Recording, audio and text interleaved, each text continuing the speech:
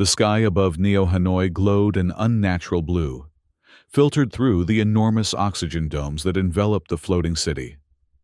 From her apartment on the 247th floor, Dr. Lin An watched the sunset paint golden streaks across the protective barriers, separating the privileged from the world below. She hadn't always lived up here, in the breathing zone. Once, she had been among the masses in the dry zones, struggling for each breath in the oxygen-depleted wasteland Earth had become.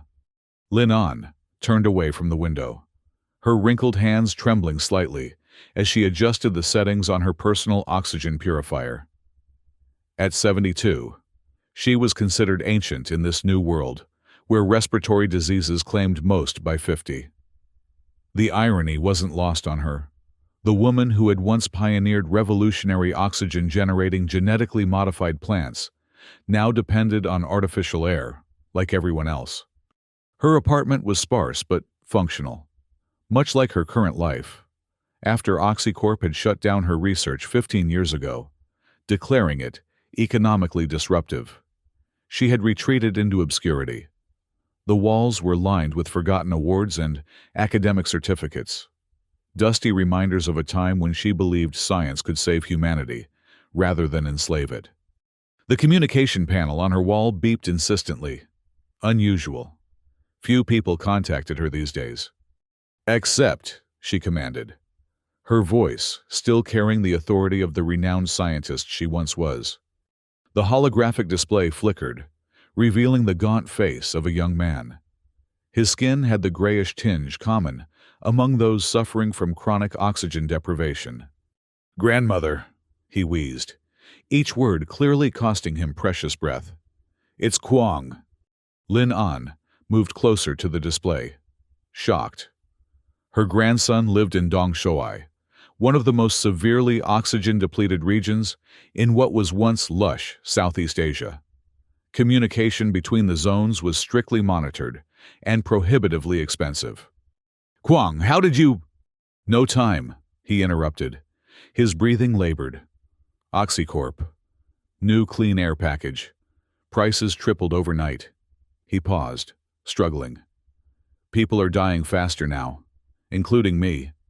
Lin An felt her heart constrict. She hadn't seen Kwong in person since he was a child, before the final separation of breathing and dry zones became absolute. Their communication had been limited to occasional sanction messages. "My lungs," Kwong continued. "Stage 4 deterioration. Doctors give me 2 months." His eyes, so like her late daughter's, pleaded through the screen. "Grandmother, the stories they tell about your plants, about what you could do before they stopped you." The transmission suddenly pixelated, the security algorithms detecting unauthorized content. "Kwong!" Lin An called out, but his image had frozen. His final words came through distorted. "We need you. I need you. The formula." Then nothing. Lin An stood motionless before the blank screen, her mind racing. 15 years of resignation and silent compliance washed away in an instant. Her grandson was dying, just like thousands of others, while she hid in her comfortable prison in the sky. She moved with sudden purpose to her bedroom closet, pushing aside the hanging clothes to reveal a biometric scanner hidden in the wall. It had been years since she'd accessed this, but the system recognized her weathered fingerprint. A panel slid open, revealing a small safe containing a single data crystal, the sum of her life's work. The research OxyCorp thought they had destroyed. The formula for oxygen-generating plants that could survive in the desertified world wasn't just a scientific breakthrough. It was the most dangerous knowledge on the planet. It threatened the very foundation of OxyCorp's power, their monopoly on breathable air. Lin An clutched the crystal, feeling its weight. She had hidden away for too long, convinced that resistance was futile. But Kwong's face, gray with oxygen starvation, haunted her. Her own complicity through inaction suddenly seemed unforgivable. She would need help. Her old laboratory on the outskirts of what had once been Hanoi proper, if it still existed, would need to be reactivated. She would need allies, equipment, and protection from OxyCorp's ever-watchful surveillance. Most of all, she would need courage to face what she had run from for 15 years. Lin Ann slipped the data crystal into her pocket and began packing a small bag. By morning, her luxurious apartment would be empty, her privileged life abandoned. By morning, Dr. Lin Ann, the forgotten pioneer of breathable air, would become the most wanted woman in Neo-Hanoi. As night fell over the floating city, she glanced one last time at the artificial sunset. Tomorrow, she would begin her descent into the dry zones, where the real world waited, with all its dangers and dying hopes. The journey down from Neo-Hanoi to the surface required navigating a series of increasingly restrictive checkpoints. Lin Ann had spent a considerable portion of her savings on forged transit documents, papers suggesting she was a medical consultant, granted rare permission to visit a dry zone research station. Each security gate stripped away another layer of the comforts she had grown accustomed to. By the third checkpoint, the air quality had already diminished noticeably. Civilians wore mandatory filtration masks, their eyes revealing the strain of conscious breathing. By the fifth checkpoint, even the security guards wore supplemental oxygen tanks, and visitors were required to sign liability waivers, acknowledging the health risks of descending further. Final checkpoint, announced a guard in a hazard suit, his voice mechanically filtered. Beyond this point, OxyCorp air quality standards cannot be guaranteed. Supplemental oxygen is mandatory. Lin Ann adjusted her own tank, a premium model that had cost 3 months of her pension. Around her neck hung an air quality monitor, beeping steadily as the oxygen content decreased. Her scientific mind automatically calculated how long her supply would last. Purpose of visit? The guard scanned her documentation. Medical consultation, she answered evenly, her rehearsed story rolling off her tongue. Respiratory disease research. The guard's eyes narrowed behind his mask. Seems unusual for someone your age to volunteer for surface work. Someone has to document the progression of the crisis, she replied. And I have experience that younger researchers lack. After a moment of consideration, he stamped her documents. Your return transport leaves in 14 days. Missing it will result in a 6-month minimum stay, due to quota restrictions. Lin Ann nodded, knowing she had no intention of returning. The life she had known was behind her now. As the final elevator descended to the surface, Lin Ann stood alone, watching through the transparent walls as the landscape transformed. The lush, engineered greenery of Neo-Hanoi's periphery gave way to barren wasteland. Occasional structures jutted from the cracked earth, remnants of the old Hanoi, abandoned as rising temperatures and declining oxygen levels had forced humanity to adapt or perish. When the doors finally opened, the reality of the dry zones hit her with physical force. The air was thin, hot, and carried the acrid scent of dust and decay. Even with her oxygen mask, breathing required conscious effort. Around her, people moved with the deliberate slowness of those conserving energy, conserving breath. A figure detached itself from the shadows near the transit station, a woman barely in her 30s, with sharp eyes and the lean build of someone who had grown up, never taking a full breath. Dr. Lin Ann, the woman said, her voice muffled behind a makeshift filter mask clearly inferior to Lin Ann's equipment. I'm Mai. Kwong sent me. Lin Ann studied the young woman carefully. How is he? Mai's eyes revealed what her covered face could not, grim concern. Stable for now. We're rationing our last canister of medical-grade oxygen. She gestured toward a battered electric vehicle. We should go. OxyCorp surveillance is heaviest near transit points. As they drove through the outskirts of Old Hanoi, Lin Ann took in the transformed landscape. Buildings stood abandoned, their lower floors buried in sand dunes that crept steadily northward, year by year. People lived in the upper stories of these structures, connected by makeshift bridges and pulley systems. Solar panels and wind catchers dotted the skyline, the only reliable sources of energy in the dry zones.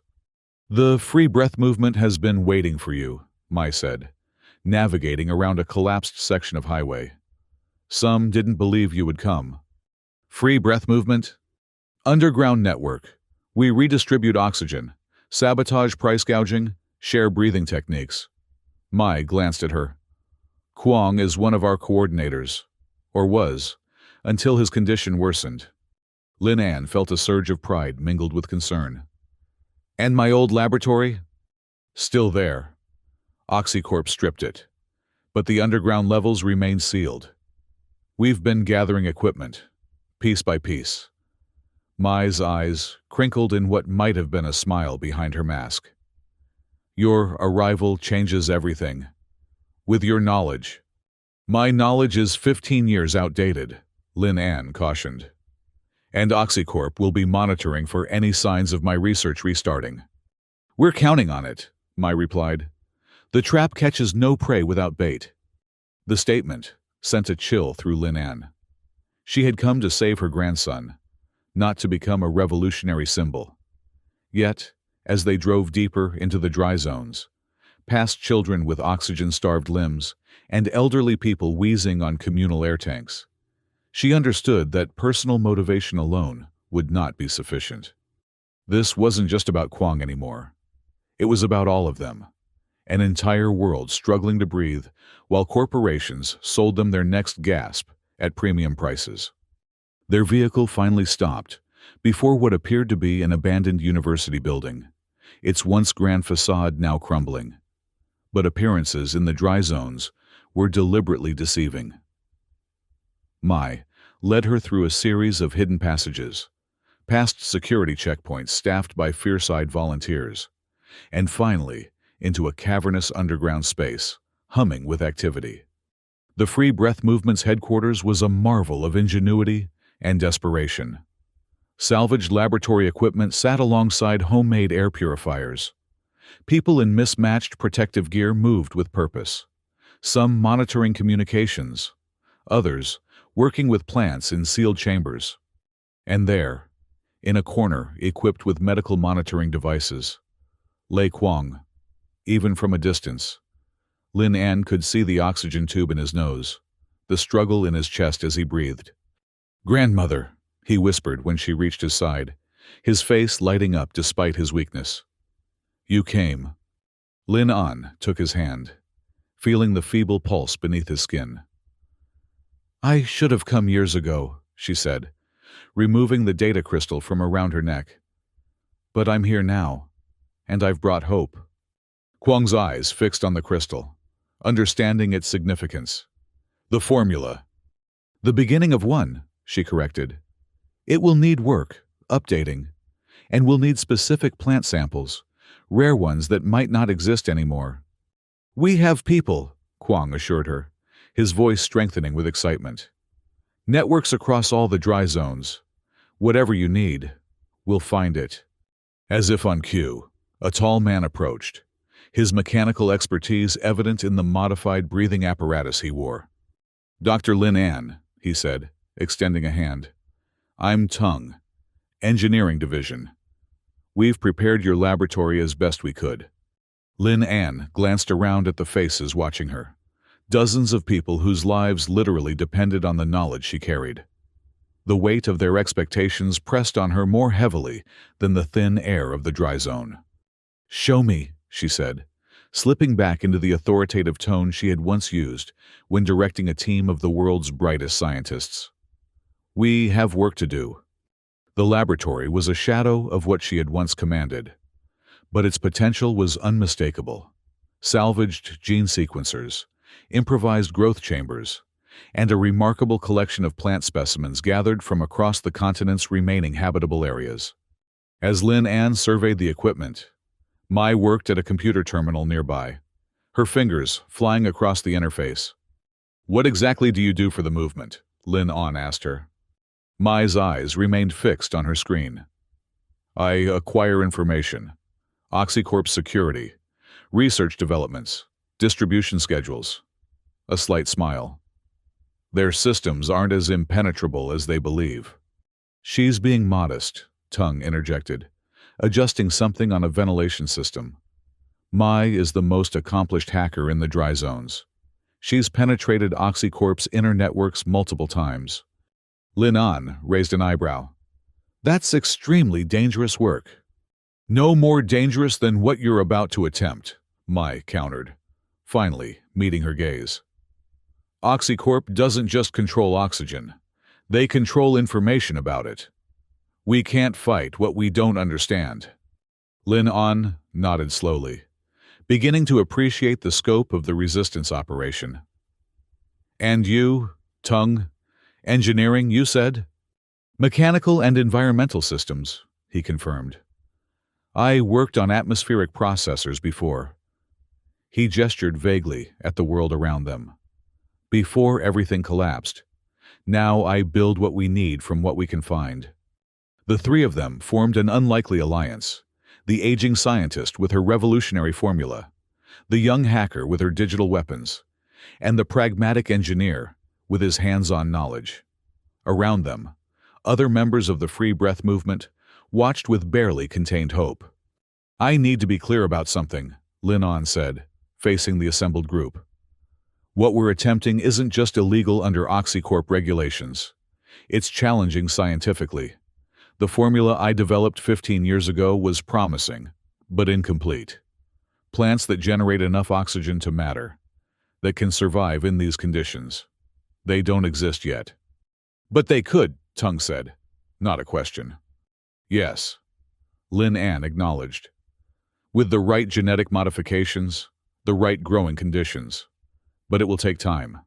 And specimens, particularly certain desert-adapted species with unusual photosynthetic properties. Mai was already typing. There are reports of such plants in the southern regions, near what used to be the Mekong Delta. Smugglers have mentioned them. We'll need more than reports, Lin An said. We'll need actual samples, and equipment that OxyCorp will notice if it goes missing. Then they'll notice. Kwang's voice came from behind them.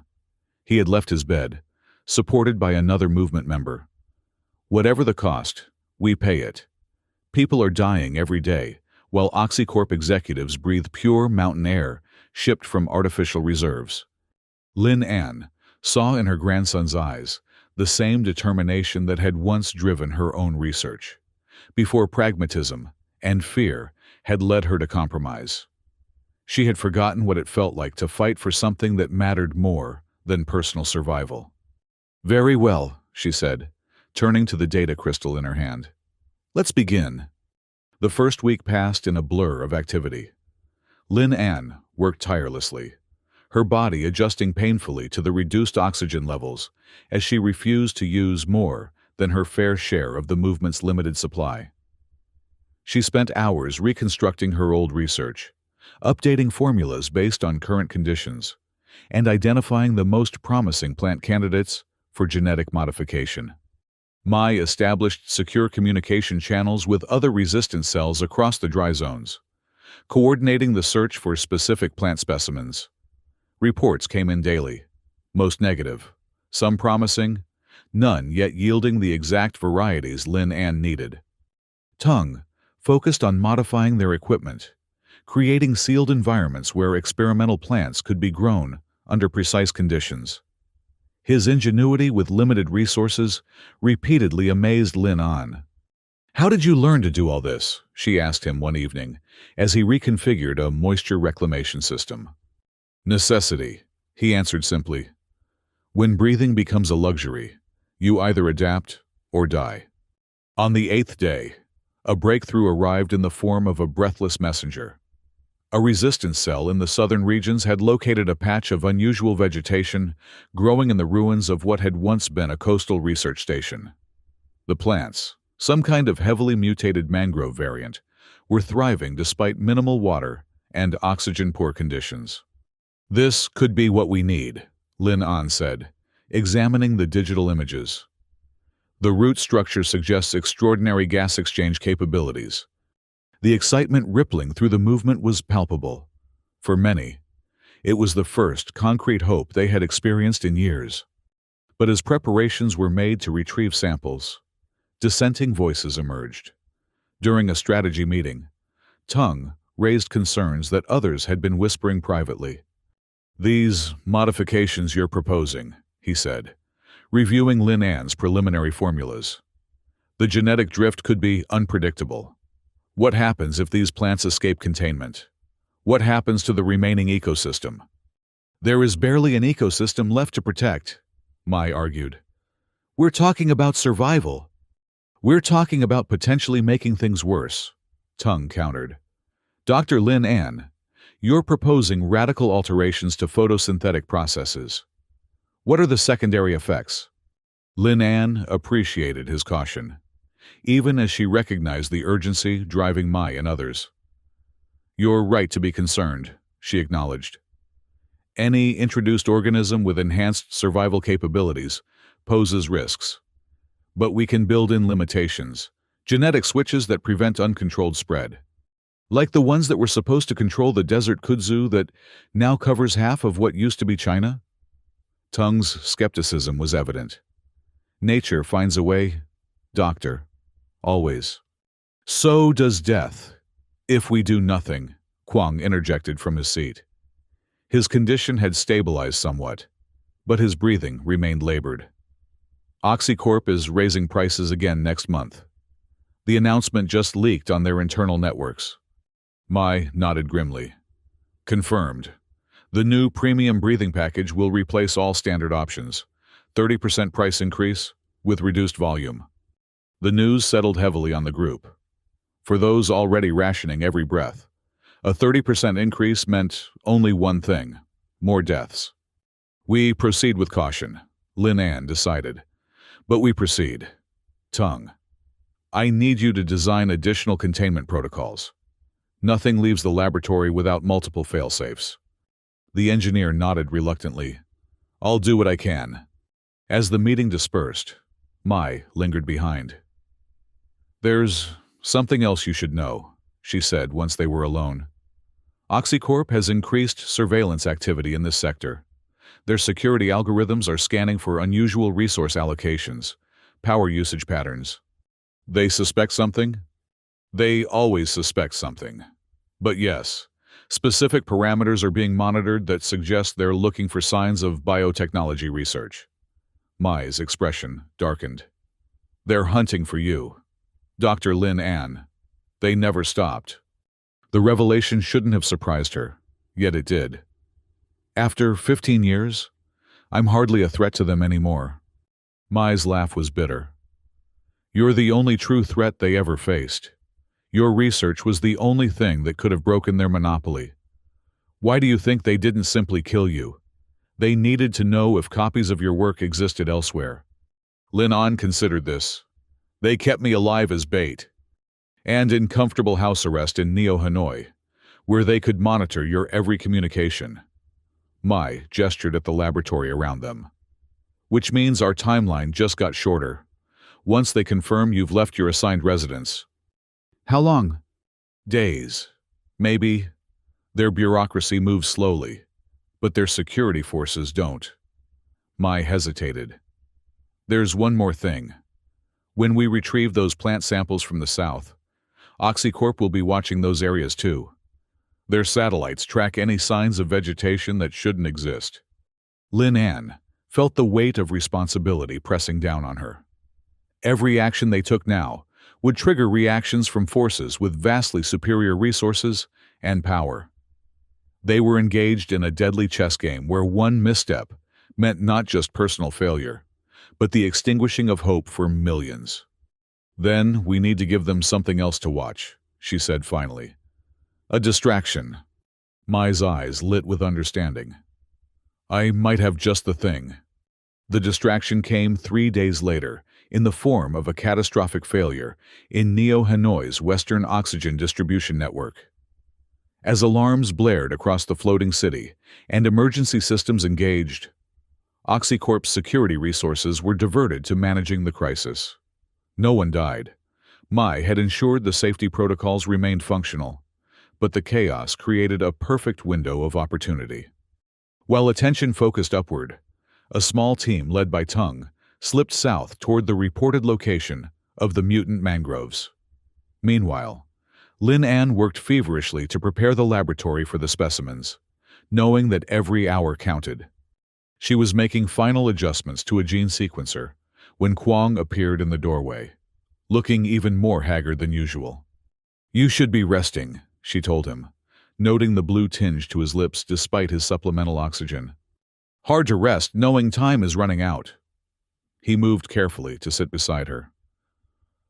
"The new ventilation system Tung installed helps, but," he shrugged, "my lungs are too damaged."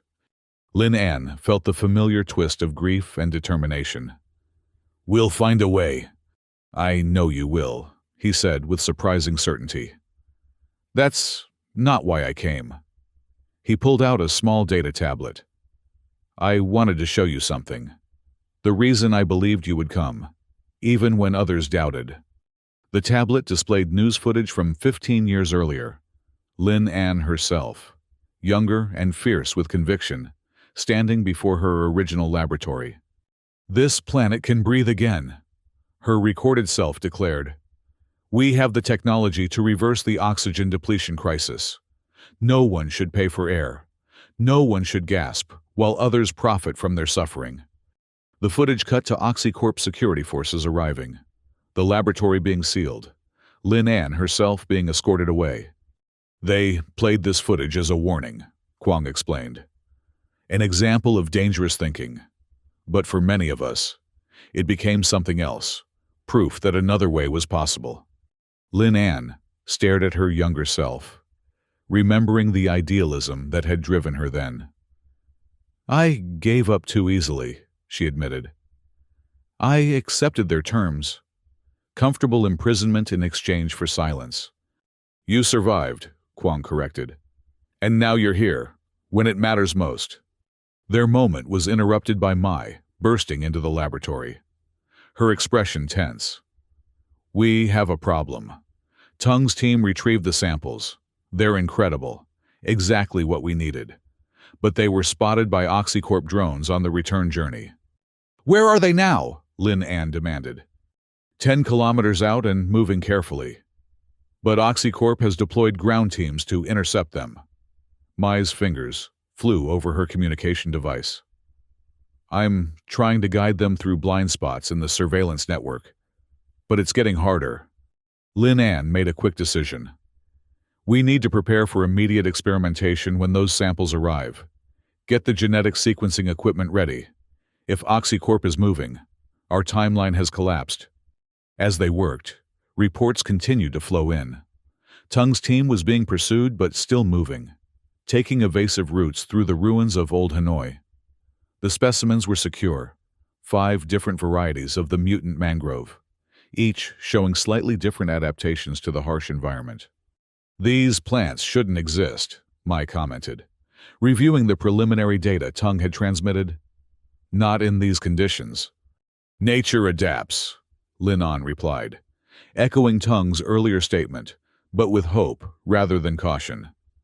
"Sometimes in ways we never anticipated." By nightfall, tension in the underground laboratory had reached a breaking point. Tung's team was less than 2 kilometers away, but pinned down by OxyCorp security drones. Every route to the laboratory was under surveillance. "We need to create another distraction," Mai suggested, her fingers poised over her interface. "I could trigger emergency protocols in another sector." "They won't fall for the same trick twice," Lin An cautioned. "And innocent people might be hurt in a more severe disruption." The debate was interrupted by a new voice, a young woman Lin An hadn't met before, one of the movement's scouts. "There's another way," she said, her face grim with determination. "The people of Dongshuai are ready. We've been preparing for this moment." Mai and Lin An exchanged glances. "Explain," Mai prompted. 500 people. Organized resistance. We can create a direct action against the OxyCorp distribution center. Not sabotage, just presence. A demand for fair pricing. They'll have to respond. Divert resources." Lin An understood immediately what this meant. You're talking about putting hundreds of oxygen-deprived civilians in direct confrontation with armed security forces. The young woman didn't flinch. We're talking about people who are dying anyway, choosing how to use their last breaths. The moral calculus was impossible. Risk hundreds to potentially save millions? Ask people already suffering to sacrifice further? But before Lin An could respond, Kwong straightened in his chair. We don't decide for them, he said firmly. They've already decided. The question is whether we honor their choice by making it matter. The message went out. Within hours, reports flowed in of hundreds gathering outside the OxyCorp distribution center in Dongshuai. Not violent, not threatening, simply present, with hand-painted signs demanding air for all and breath is life, not profit. OxyCorp's response was predictable. Security forces were diverted from search operations to contain what corporate algorithms identified as a potential breathing riot, the terrifying prospect of desperate people attempting to seize oxygen supplies. In the confusion, Tung's team slipped through the perimeter, arriving at the laboratory with their precious cargo, samples of plants that defied all expectations, growing and producing oxygen in conditions that should have made both impossible. It's extraordinary, Lin An breathed, examining the first specimen under a microscope. The chloroplast structure has completely reorganized, and these root modifications? She looked up at Tung with newfound respect. These aren't just mutations. These are deliberate adaptations. The engineer, exhausted from his journey but too invested to rest, leaned in to see. Meaning someone was there before us. The research station where you found these. It wasn't abandoned by accident. Someone was continuing the work. Her mind raced with implications. There might be others out there. Other scientists who refused to accept OxyCorp's monopoly. New hope infused their work as Lin An began the delicate process of sequencing the plant's genetic material. The modifications were ingenious. Adaptations that allowed photosynthesis to occur with minimal water and in carbon dioxide-rich environments. Combined with her own research on accelerating oxygen production, the potential was revolutionary. But the clock was ticking. Reports from Dongshuai grew increasingly alarming. What had begun as a peaceful demonstration was evolving under pressure. OxyCorp forces had deployed sound cannons and oxygen deprivation tactics, reducing ambient levels in the containment field around the protesters, knowing that most lacked personal supplies.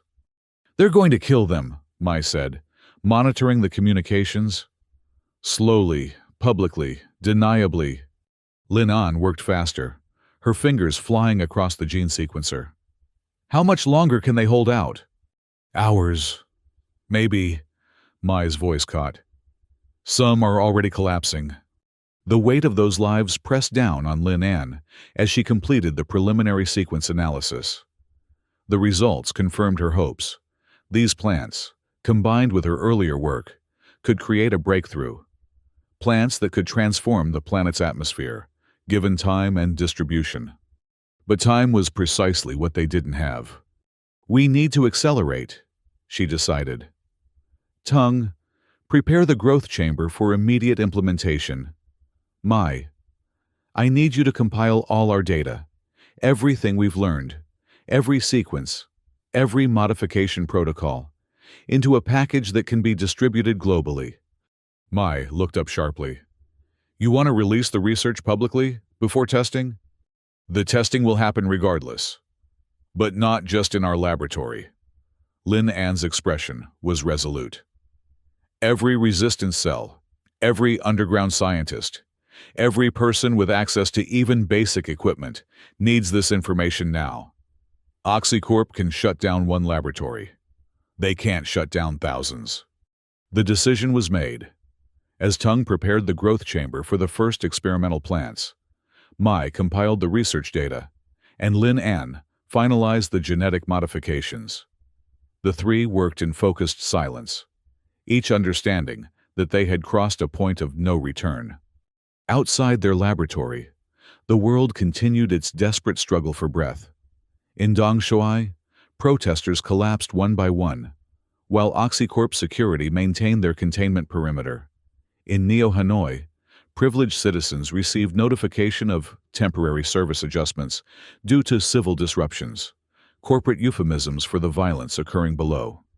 And in facilities across the globe, OxyCorp analysts finally connected enough dots to identify the location of the underground laboratory. Armed response teams were deployed, their mission parameters clear: retrieve any research materials, neutralize resistance, capture Dr. Lin An alive if possible. The warning came too late. A frantic message from one of the movement's lookouts. Cut off mid-transmission. Mai's monitoring systems immediately detected the approaching forces. Multiple vehicles, she reported, her voice clinically detached despite the fear evident in her eyes. Armed personnel, standard OxyCorp tactical approach. They'll secure the perimeter before entering. Lin An looked at their work, so close to completion, yet still not ready for implementation. The first batch of modified plants was just being introduced to the growth chamber. The research package was compiled, but not yet distributed. Everything hung in the balance. "How long do we have?" she asked. "Minutes," Mai answered. 10, maybe 15 before they breach the outer defenses. Not enough time, not nearly enough. Kwang struggled to his feet. "Evacuation protocol," he ordered, assuming leadership despite his weakened state. Priority 1, secure the research.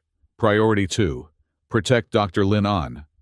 Around them, movement members scrambled to action, some arming themselves with improvised weapons, others gathering critical equipment and samples.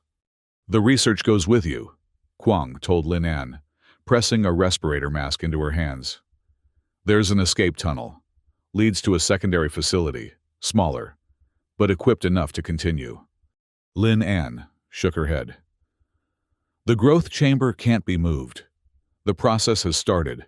If we interrupt it now, we lose everything." "If you stay, you lose your life," Mai countered, already gathering data crystals. "And the formula dies with you." The impossible choice crystallized before her.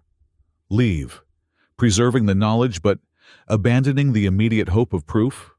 Or stay, risking everything on the chance of demonstrating that their solution worked? Tung, who had been silent during the exchange, suddenly spoke. "I'll stay with the growth chamber. I can monitor the process, keep it running." His eyes met Lin An's. "Your knowledge is irreplaceable. Mine isn't." Before anyone could argue, the first sounds of conflict reached them, the muffled thump of concussive weapons, shouts of resistance fighters engaging the OxyCorp forces. "Go!" Tung insisted. "Now!" Mai grabbed Lin An's arm, pulling her toward the escape route. "We have no choice." But as they reached the narrow tunnel that would lead them to safety, a new commotion erupted, not from the direction of the OxyCorp forces, but from another entrance to the laboratory complex. Confused shouts, the sound of many people moving quickly. And then, incredibly, a wave of dust-covered, oxygen-starved civilians poured into the laboratory space. At their head, a young woman, Lin An, recognized as the scout from Dongshuai. "We broke through," she announced, her voice hoarse but triumphant. "The people of Dongshuai refused to be sacrificed as a distraction. We became an offensive instead."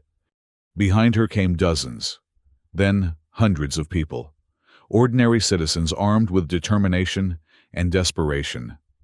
They had overwhelmed the OxyCorp forces through sheer numbers, accepting casualties to create this moment of opportunity. "They're holding the perimeter," the scout continued, "but not for long. Whatever you're doing, finish it now." The laboratory erupted into frenzied activity. Lin An returned to the growth chamber, where the first modified plants were already showing accelerated development. Tung monitored their vital signs, adjusting oxygen levels to optimize growth.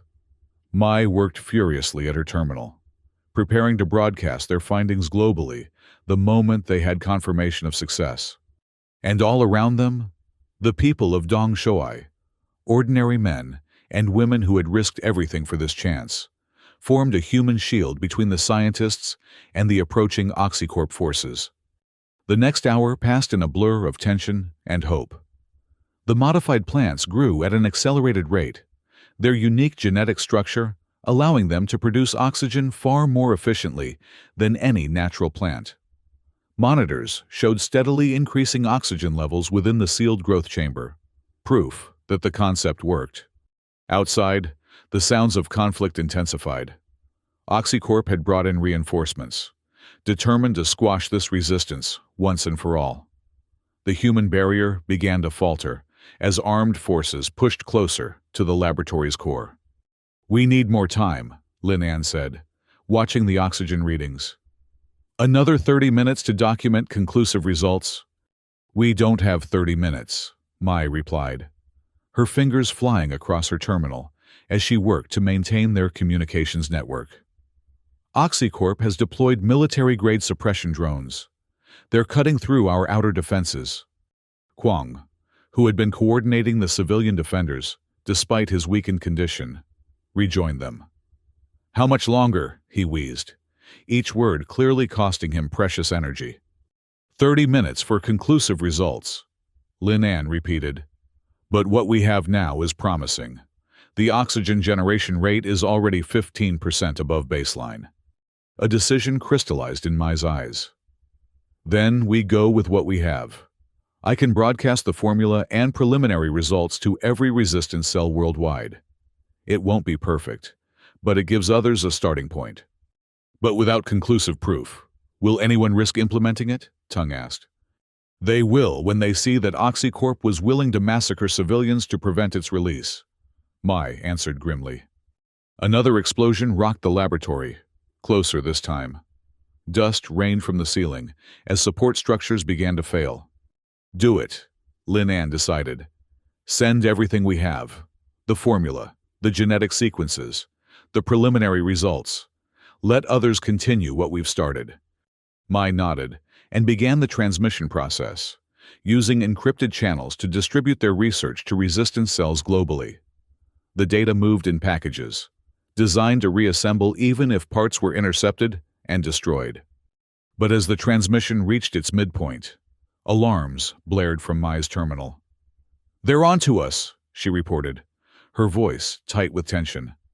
"OxyCorp's cyber forces are tracing the transmission, shutting down relays." "Can you reroute?" Lin An asked. Mai's fingers danced across the interface. "Yes, but—" She hesitated, then made a decision. "I need to create a stronger distraction, something that will occupy all their cyber resources." Without further explanation, she initiated a new program, one that targeted OxyCorp's own oxygen distribution controls. Not to shut them down completely, which would cause mass casualties, but to temporarily disable their payment verification systems. "What are you doing?" Tung demanded, recognizing the code. "Giving free oxygen to everyone in Neo Hanoi for the next 6 hours," Mai answered, her expression hardening. "Every distribution point, every residential supply line, payment requirements disabled, emergency overrides initiated." It was brilliant and desperate. OxyCorp would be forced to choose between stopping their research transmission and preventing millions in lost revenue from free oxygen distribution. "They'll track it back to you," Lin An realized. "Your digital signature will be all over that hack." Mai nodded, not looking up from her work. "Yes, but they'll have to catch me first." The hack deployed, creating immediate chaos in OxyCorp's systems. Warnings flashed across Mai's screen as corporate security algorithms redirected to address the financial threat, temporarily abandoning their efforts to block the research transmission. "It's working," she reported, watching their data packages continue to propagate across global networks. 70% transmitted, 80. Another explosion, much closer. The laboratory shook violently, equipment crashing to the floor. The approaching forces had breached the inner defenses. "Get to the escape tunnel," Kwong urged, supporting himself against a wall. "All of you. The research is what matters now."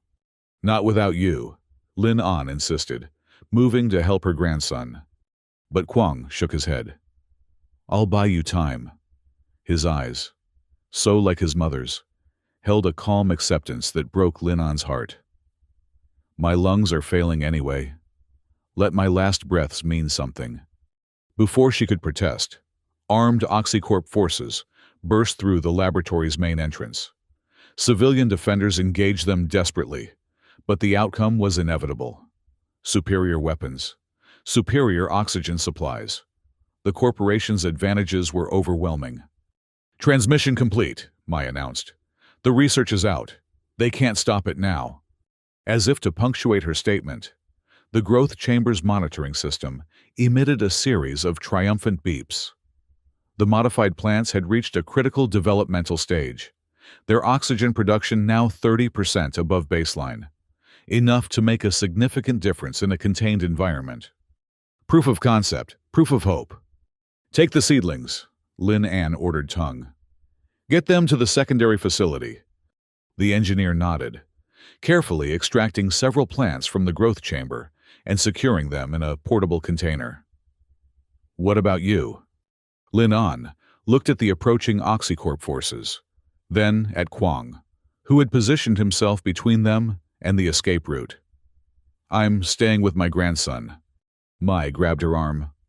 "Doctor, you can't." "The research is transmitted. The proof exists. Now it's just a matter of implementation." Lin An's voice was calm, decided. "Go, both of you. Continue the work." An OxyCorp officer spotted them across the chaotic laboratory. "There! Dr. Lin An, secure her!" Armed forces began pushing more aggressively toward them, cutting down civilian defenders with ruthless efficiency. "Go!" Lin An shouted, shoving Mai and Tung toward the escape tunnel. With a last anguished look, they obeyed, disappearing into the narrow passage with the precious seedlings and backup data crystals. Lin An moved to stand beside Kwong, supporting him as his oxygen-starved body trembled with exertion. Together, they faced the approaching forces, grandmother and grandson, united in a final stand. "You know they'll just restart the research elsewhere," Lin An called out to the OxyCorp commander as he approached. "The formula is already spreading across the world. Thousands of laboratories will be implementing it by morning." "Then thousands of laboratories will be shut down," the commander replied coldly. "Unauthorized oxygen generation remains a Category 1 violation of global resource management laws." Kwong laughed weakly. "Laws written by corporations to protect profits, not people." Despite his failing strength, his voice carried, "You can't arrest the wind. You can't stop an idea whose time has come." The commander signaled his forces to secure the laboratory. "Preserve all research materials, and take Dr. Lin An into custody, alive." But as they moved to comply, a new alarm sounded. This one from the facility's structural integrity system. The repeated explosions had compromised critical support columns. The underground laboratory was becoming unstable. "Commander, we need to evacuate," one of the officers reported urgently. "Structural collapse imminent." The commander hesitated, torn between his mission objectives and the safety of his team. "How long?" "Minutes, maybe less." Around them, the remaining civilians were already retreating, helping their wounded toward emergency exits. The Free Breath movement had planned for this contingency, destruction of the facility, rather than allowing it to be captured intact. Lin An took advantage of the momentary confusion. "You have a choice, Commander," she said calmly. "Chase us to the bitter end, or save your people." Another tremor shook the laboratory, more violent than before. Equipment crashed to the floor. Ceiling panels broke loose, revealing stressed support beams. "Evacuation order confirmed," the commander decided. "All forces withdraw immediately. Secure the prisoner if possible, but priority is personnel safety." In the chaos of the evacuation, Lin An and Kwang made their way not toward the escape tunnel, which would only lead OxyCorp forces to the secondary facility, but toward a small side chamber housing the laboratory's communications array. "What are we doing?" Kwang asked weakly, as Lin An sealed the door behind them. "One last transmission," she answered, activating the global broadcast system Mai had prepared earlier. "The world needs to see the truth with their own eyes." With practiced efficiency, Lin An connected a small camera to the system, positioning it to capture both their faces and the portable growth chamber she had brought with them, containing the most advanced of their modified plants, already visibly generating oxygen bubbles in its sealed environment. "People of Earth," she began, as the broadcast indicator lit up, signaling that their transmission was breaking through on emergency channels worldwide. "I am Dr. Lin An, former head of Oxygen Research, before it was forcibly acquired by OxyCorp 15 years ago." The laboratory shook again. Dust and debris rained down. Their time was limited. "What you are seeing is a genetically modified plant, capable of generating oxygen at rates 30% above natural vegetation, even in the harshest conditions of our damaged world." She held the container closer to the camera, allowing viewers to see the remarkable efficiency of the photosynthesis process. "This research belongs to humanity, not to corporations. The complete formula and implementation protocols have already been distributed to resistance cells worldwide. OxyCorp will tell you this technology is dangerous, untested, irresponsible. They will tell you only they can safely manage our planet's air supply." Another violent tremor. Warning lights flashed as the chamber's integrity began to fail. "They are lying," Lin An continued, her voice steady despite the danger. "Oxygen is not a commodity to be bought and sold. It is the birthright of every living being on this planet. The plants you see here can restore our atmosphere, transform our deserts, and free us from corporate oxygen tyranny." Beside her, Kwang summoned his remaining strength to address the camera. "I am dying of oxygen deprivation, like millions of others in the dry zones. Not because our planet can't produce enough oxygen, but because corporations decided who deserves to breathe and who doesn't." The chamber's ceiling began to crack, large fissures spreading across the concrete. "Implementation begins today," Lin An declared as the transmission became increasingly unstable. "In every dry zone, in every resistance cell. This is not just a scientific breakthrough, it's a revolution. The oxygen merchant's monopoly ends now, with perfect dramatic timing that no one could have scripted." The laboratory's main power failed, plunging them into darkness broken only by emergency lighting. The transmission cut off abruptly, leaving viewers worldwide with the indelible image of Dr. Lin An, her grandson, and the miracle plant that could change everything. In the darkness, Lin An held Kwang close as the world collapsed around them. "I'm sorry," she whispered. "I should have fought harder, sooner." "You fought when it mattered most," he replied, his breathing increasingly labored. "And now the whole world will fight with us." Whether OxyCorp forces returned to search for them in the collapsing facility, whether Mai and Tung successfully escaped with the seedlings, whether the transmission truly reached enough people to matter, these questions faded into insignificance in their final moments together. What mattered was that the knowledge was free. The formula was spreading. The seeds of revolution, both literal and figurative, had been planted. And somewhere, in hidden laboratories and makeshift greenhouses across the planet, new oxygen-generating plants were already beginning to grow. 3 months later, in the dry zone that had once been Dongzhouai, a small girl placed a strange plant into the parched earth. It was one of thousands being distributed by members of the now global Free Breath movement, its genetic structure based on Dr. Lin An's final formula. The plant's roots immediately burrowed deep, seeking the minimal moisture available. Its leaves unfurled with unusual speed, a vivid green against the dusty landscape, and around its base, a small monitoring device registered what many still considered impossible: a localized increase in oxygen levels. The girl looked up at the man supervising the planting, a thin, oxygen-starved figure with determined eyes. "Will it really help us breathe?" she asked. Tung nodded, his expression solemn, yet hopeful. "Yes, not immediately, not by itself, but together with all the others." He gestured to the horizon, where hundreds of people were engaged in similar planting activities. Together, they will change the world. Beside him, Mai adjusted settings on a portable monitoring station. After their narrow escape from the laboratory, she had become OxyCorp's most wanted cybercriminal, the face of the digital resistance that continued to disrupt oxygen pricing and distribution systems worldwide. Latest readings from the southern zones show atmospheric improvement of 2% in dense planting areas. She reported, small, but measurable, exactly as Dr. Lin An predicted.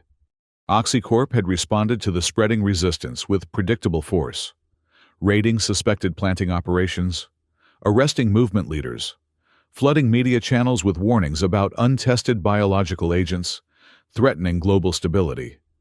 But they were fighting a losing battle. The formula had spread too widely, implemented in too many places simultaneously. For every operation they shut down, 3 more emerged elsewhere. The corporation that had built its power on oxygen scarcity now faced the existential threat of oxygen abundance. Most significantly, the floating cities, once isolated from the struggles of the dry zones, had begun experiencing their own resistance movements. Inspired by Dr. Lin An's final broadcast, privileged citizens had started questioning the artificial scarcity they had accepted for generations. "There's a new development in Neo-Hanoi," Mai told Tung, reviewing incoming communications. "The upper-level residential districts are reporting unauthorized plantings in communal spaces. OxyCorp is struggling to remove them fast enough." Tung smiled slightly. "Civil disobedience through gardening. I think she would have appreciated that." Neither spoke Lin An's name aloud, a small superstition they had developed, as if saying it might somehow diminish her sacrifice. In the months since the laboratory's destruction, she and Kwang had become symbols of the movement, martyrs whose final transmission had catalyzed global resistance. Their bodies had never been recovered from the collapsed facility. OxyCorp claimed they had died in the structural failure. Movement rumors suggested they might have escaped through unknown passages. The truth hardly mattered anymore. Their legacy lived in every modified plant, taking root across the planet. As sunset approached, Tung and Mai finished supervising the day's planting and made their way to a makeshift memorial that had been established on a small hill overlooking the planting fields. It was nothing elaborate, just a simple stone with an etched image of a plant breaking through concrete. And beneath it, the words that had become the movement's rallying cry: "Breath is life, not profit." They stood in silence for a moment, each lost in their own thoughts. "Sometimes I wonder if we're moving fast enough," Mai finally said. "People are still dying every day." "We're moving as fast as nature allows," Tung replied. "These plants are revolutionary, but they're still plants. They need time to grow, to spread, to transform the atmosphere. And OxyCorp gets more desperate by the day. Their latest security protocols are creative. They're developing herbicides specifically targeted at our modified plants." Tung nodded grimly. "Expected. But adaptation is built into the genetics now.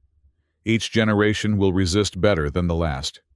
They began walking back toward the community that had formed around the planting operation, a collection of repurposed buildings housing hundreds of movement members. What had begun as a resistance cell had evolved into something more, a model for a different way of living, where resources were shared and oxygen was becoming increasingly abundant, thanks to the densely planted modified vegetation. "New message from the European cells," Mai reported, checking her communications device. "Their atmospheric processors are showing consistent improvements in urban areas, where the plants have been established longest. Respiratory hospital admissions down 7%. 7%. A small number that represented thousands of lives. Thousands of people breathing easier because of what they had started. As they reached the community center, once an abandoned government building, now humming with activity, a group of children ran past, laughing. Their laughter was significant, not just for its joy, but for the energy it represented.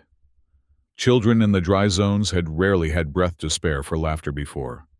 Inside, community members were gathered for the evening meal, a communal affair where the day's progress was discussed and plans made for tomorrow.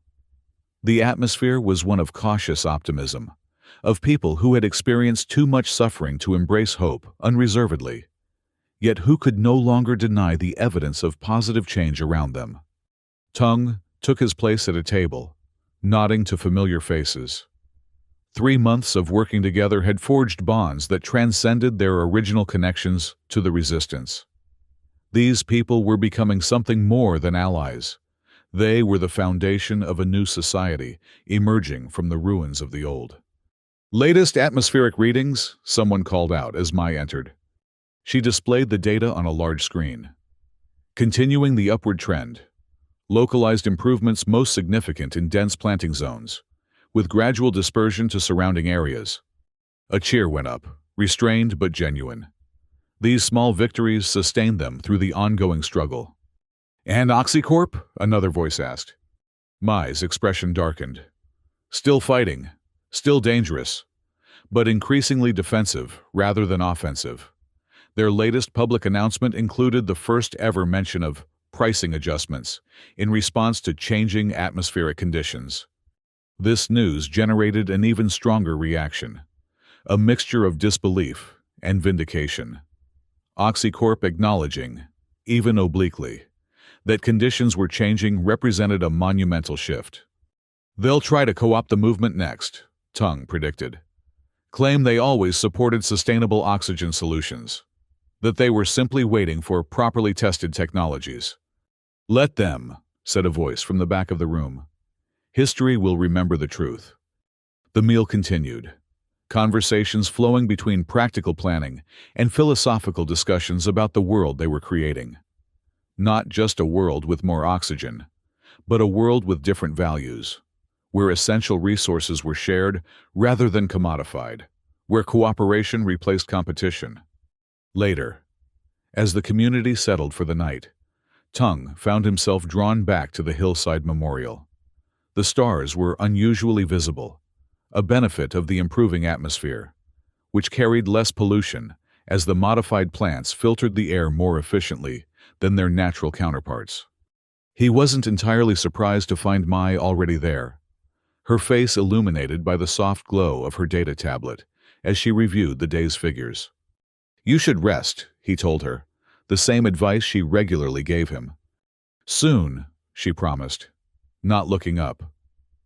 "I'm correlating the latest atmospheric data with the planting patterns. There's something interesting happening in the northern quadrants. Oxygen levels improving faster than our models predicted." Tung sat beside her, looking out over the darkened landscape where thousands of the miracle plants were now growing. "Nature finding a way? Maybe." She finally set the tablet aside. "Or maybe something else is helping us." They sat in companionable silence, two unlikely revolutionaries contemplating the stars. Neither had sought this role. The engineer who questioned progress, the hacker who preferred machines to people. Yet, here they were, continuing the work of a woman who had dared to challenge the fundamental injustice of her time. "Do you think she knew?" Mai asked suddenly. "How far this would spread? How quickly people would embrace the idea?" Tung considered the question. "I think she hoped. Hope was always her real genius. Not just the science, but the belief that people would choose a better world if given the chance." In the distance, the lights of their growing community twinkled against the darkness, each one representing people who had chosen to join the movement, to plant the modified vegetation, to create something new from the ruins of the old world. Above them, in the gradually healing atmosphere, the stars, seemed brighter than they had in generations. And below, in the soil once thought dead beyond recovery, roots were spreading, plants were growing, oxygen was being generated molecule by precious molecule. It wasn't a perfect solution. The damage of centuries couldn't be undone in months or even years. The corporations that had profited from scarcity wouldn't surrender their power without a fight. The journey ahead remained long and uncertain. But for the first time in living memory, people in the dry zones were breathing a little easier. Children were running instead of conserving every step. The elderly were living longer. Communities were forming around the planting operations, sharing resources, building connections. Oxygen was becoming abundant again. Not a commodity to be bought and sold, but a common resource, the shared inheritance of all living things. And in that fundamental shift lay the true revolution, not just in the air, but in the hearts and minds of those who breathed it. The oxygen merchants were losing their grip on humanity's most essential need. The monopoly that had seemed unbreakable was fracturing. The world was changing, breath by precious breath. Somewhere, tongue like to believe, Dr. Lin Ann was watching, finally able to take a full, deep breath of satisfaction.